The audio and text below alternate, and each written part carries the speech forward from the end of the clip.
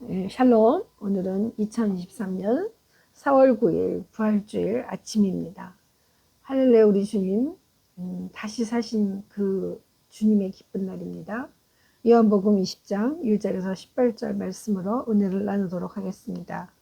안식 후 첫날 일찍이 아직 어두울 때에 막달라 마리아가 무덤에 와서 돌이 무덤에서 옮겨진 것을 보고 시몬 베드로와 예수께서 사랑하시던 그 다른 제자에게 달려가서 마르되 사람들이 주님을 무덤에서 가져다가 어디에 두었는지 우리가 알지 못하겠다 하니 베드로와 그 다른 제자가 나가서 무덤으로 갈새 둘이 같이 다름질하더니 그 다른 제자가 베드로보다 더 빨리 달려가서 먼저 무덤에 이르러 구부러 세마포 놓인 곳을 보았으나 들어가지는 아니하였더니 시몬 베드로는 따라와서 무덤에 들어가 보니 세마포가 놓였고 또 머리를 쌌던 수건은 세마포와 함께 놓이지 않고 딴 곳에 쌌던 대로 놓였더라. 그때야 무덤에 먼저 갔던 그 다른 제자도 들어가 보고 믿더라. 그들은 성경에 그가 죽은 자 가운데서 다시 살아나야 하리라 하신 말씀을 아직 알지 못하더라. 이에 두 제자가 자기들의 집으로 돌아가니라.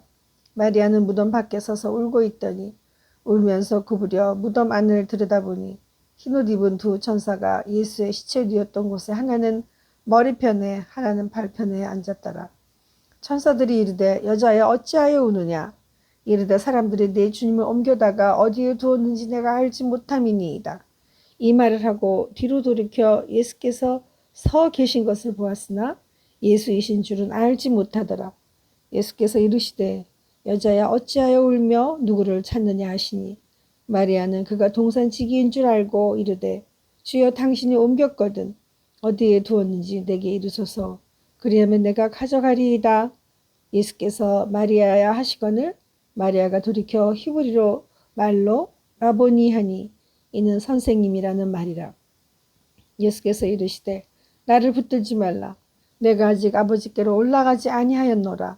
너는 내 형제들에게 가서 이르되 내가 내 아버지 곧 너희 아버지 내 하나님 곧 너희 하나님께로 올라간다 하라 하시니 막달라 마리아가 가서 제자들에게 내가 주를 보았다 하고 또 주께서 자기에게 이렇게 말씀하셨다 이르니라. 아멘. 오늘 말씀 제목은 그대여 떨림으로 뒤흔드는 노래가 있습니다. 여러분 도전 비전이라는 말을 좋아하시나요? 비전이란 미래의 가능성을 상상하고 그것이 현재 적용될 수 있는 것을 비전이라고 합니다. 결국 비전은 미래를 바라보는 눈입니다. 그런데 요즘 우리 사회에서는 이 미래가 벌써 와 있다라고 하고 있습니다. 특히 코로나가 끝나고 있는 요즘 이 시점에 지난 3년이 미래를 더 앞당겨 오게 했다는 것을 느낍니다. 그러나 우리가 잘 알지 못하고 있었을 뿐이라고 하는 것입니다. 결국 일어났어야 될 일은 일어났다라고 하는 것입니다.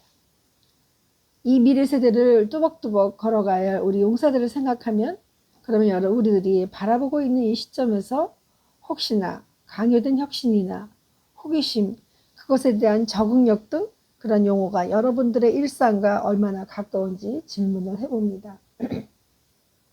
그럼 우리 여러분이 앞으로 같이 가야 할 이 시점에 미래를 생각한다면 비전이란 여러분에게 어떤 의미가 있습니까? 그렇다면 여러분 삶 앞에 비전이 있으십니까? 우리의 삶에 비전이 있다면 여기에 수많은 도전과 일에 대한 수많은 감정이 뒤따를 것입니다.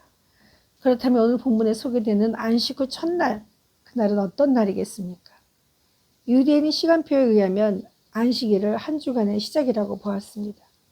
그리고 바로 전날에 주님이 십자가에서 달리시고 그 시간 후에 온 세상은 흑암으로 뒤덮였고 진동으로 바위가 터지고 세상의 변화의 바람이 휩쓸고 지나간 그 하루가 이제 안식일 그리고 이 새롭게 시작하는 새벽 첫 미명의 시간인 것입니다. 그러므로 한 주간의 첫날 아주 이른 아침 그 어두울 때에 새벽동이 트기 전에 막달라 마리아는 여인이 그 돌이 무덤에서 옮겨진 것을 보고 다른 제자 베드로에게 달려가서 사람들이 주님을 무덤에서 가져간 것 같다고 무서워 떨며 말하고 있습니다. 이 장면에서 주님의 수제자 중 수제자인 베드로와 막달라 마리아 그리고 다른 제자들이 모두 출동을 한 것으로 보입니다.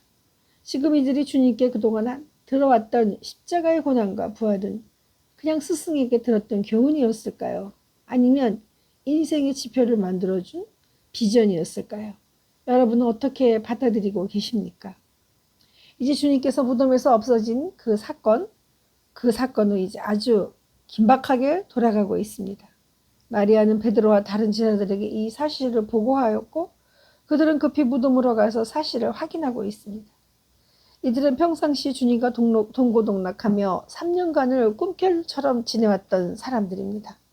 주님과 새로운 하나님 나라를 꿈꾸며 진리에 서서 인생의 꿈을 품고 뭔가를 해낼 수 있는 기가 막힌 비전에 대해 보고 듣고 살아왔던 관계였습니다.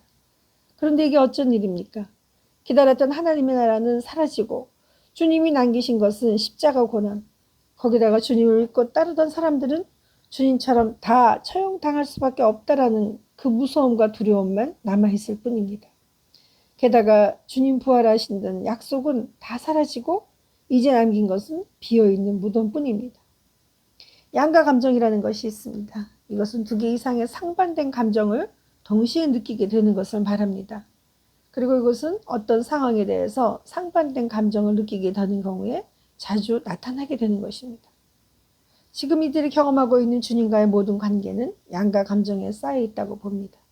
한편으로 그동안 말씀하셨던 진리가 삶의 도전과 비전이 되고 기쁨이 되기도 하지만 지금에 와서는 떨쳐버리고 싶은 극도로 불안하고 황당한 고통으로 느껴지고 있는 것입니다. 그들은 아마 속으로 왜 우리는 주님을 따른다고 모든 것을 버렸을까? 그리고 지금 주님의 시체마저 없어진 이 빈 무덤을 바라만 보고 있으란 말인가 하라고 말입니다.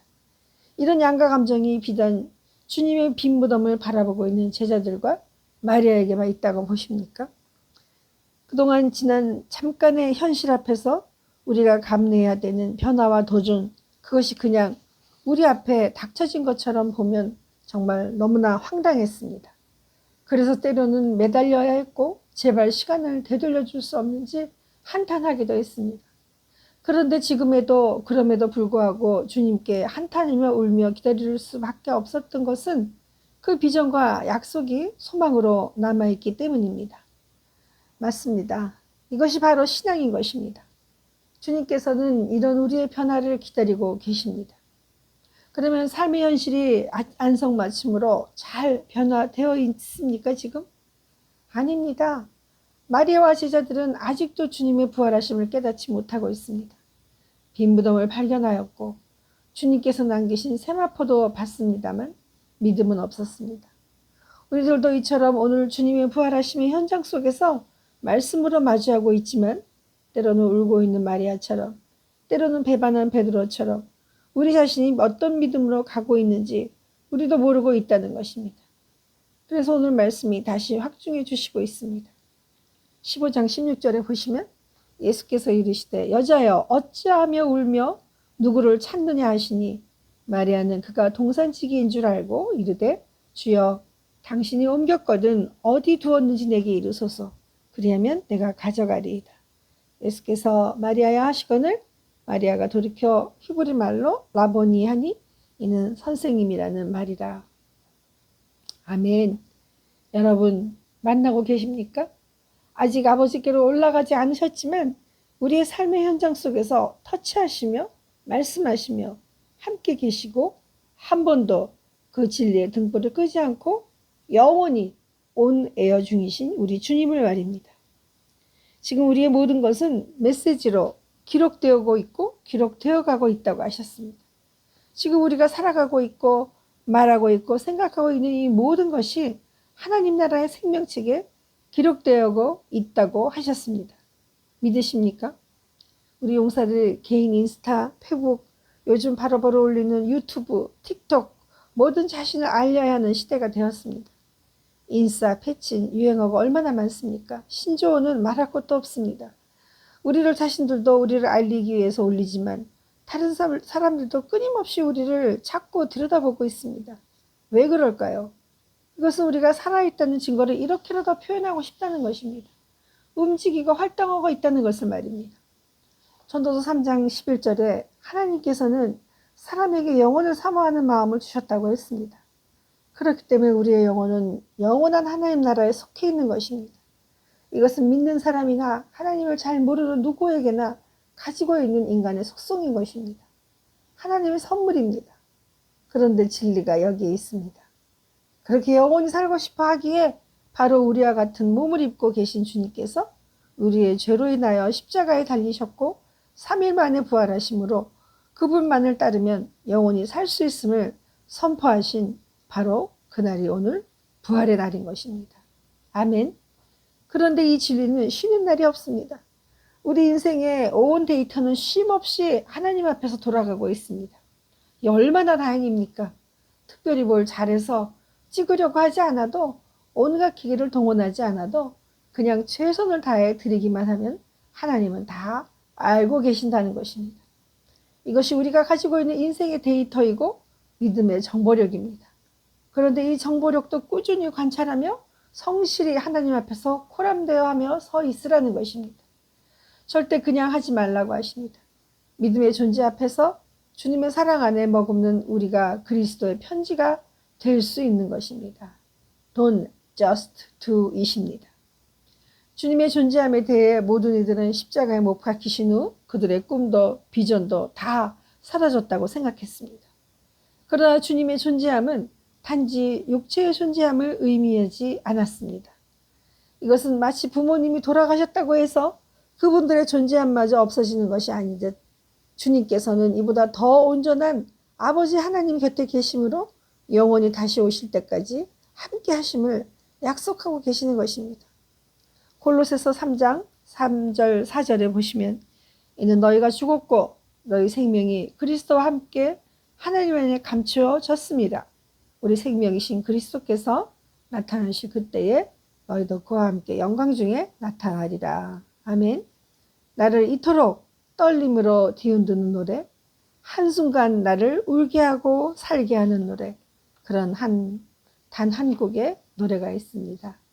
그것은 오직 예수뿐입니다. 아멘. 기도하시겠습니다. 사랑의 하나님 감사합니다. 주님 평생을 다하여 우리에게 정말 날마다 부활의 소식을 전하며 하루하루도 정말 우리를 그냥 두지 아니하시고 떨리며 울리는 목소리로 우리에게 말씀하시고 우리를 사랑으로 감싸 안으시며 날마다 부활의 생명으로 찾아오신 주님 찬양합니다. 오늘 부활의 기쁨, 오늘 우리 하나님 다시 사심으로 우리가 영원한 하나님 나라에 속해 있으므로 믿으며 그 믿음을 가지고 나아가는 저희가 되게 하여 주옵소서. 할렐루야. 예수님의 이름으로 기도드리옵나이다. 아멘.